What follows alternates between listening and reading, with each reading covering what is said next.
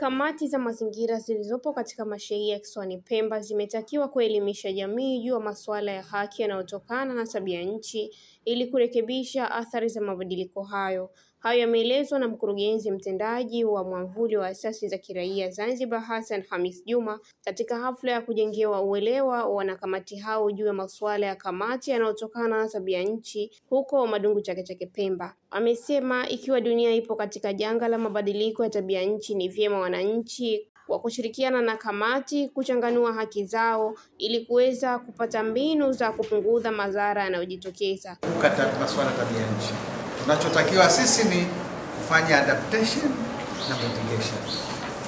Kufanya hayo mambo mawili tutaweza kuenda nayo sambamba na hayo masuala tabia nchi, lakini hatuwezi tukayazuia, isipokuwa yale yanayosababishwa na binadamu ya kimazingira yale tunaweza tukazuia. Lakini ndio maana tunasikia kwamba Tumbe kuna jengo matuta, bahari inakuja, tutaifanyaje hii bahari? Huwezi kuzuia bahari, si nini kifanya? Tutafanya nini basi tujenge tuta ili ikija ile athari ipungue, isiende moja kwa moja kuathiri mashamba ya wananchi. Na kwa upande wake Mwalimu Hamis, mwalimu kutoka idara ya mazingira Pemba, amesema ni vyema kamati za shehia kuitunza na kuilinda miundombinu iliyowekwa katika shehia zao ili kukabiliana na athari za mabadiliko ya tabia nchi. Kwa hiyo ninazitolea wito kamati za uhifadhi wa mazingira, kwanza kusimamia miundombinu iliyoko katika shehia zao ambayo imejengwa na serikali ya kukabiliana na athari za mabadiliko ya tabia nchi, lakini pia kwa sababu kamati hizi zinapata elimu mara kwa mara kupitia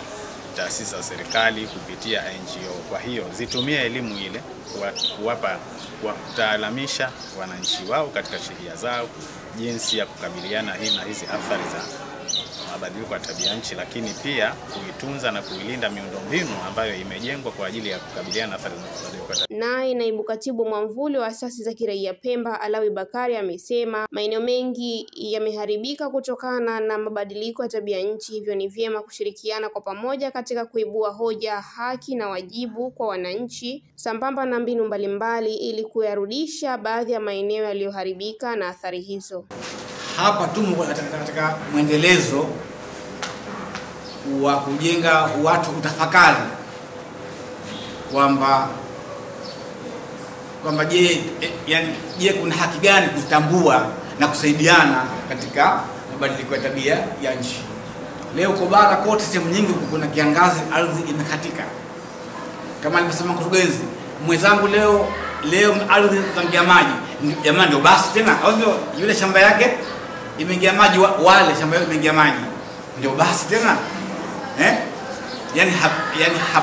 kwa hivyo tunazungumzia haya masuala tuweze kuibua hoja na mjadala, sababu serikali yetu ina mpango kubwa sana wa mabadiliko ya tabia nchi, lakini lazima na sisi wananchi tuweze kuanza kufumbuka macho kwenye hili janga, kusikia kuna haki gani ambazo tuzielewe sote pamoja katika haya mabadiliko ya tabia nchi.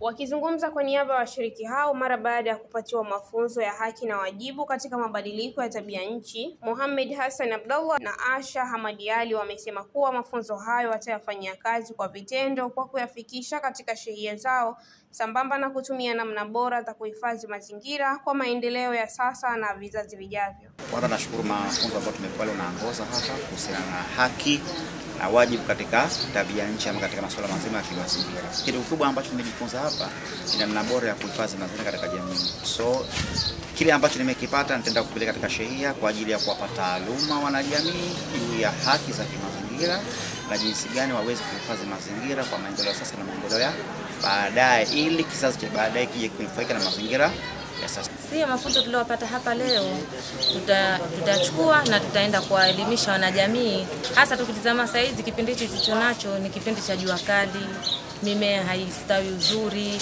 vilimo vya mpunga saa hizi mipunga haiwi mizuri kama ile ya zamani, mboga.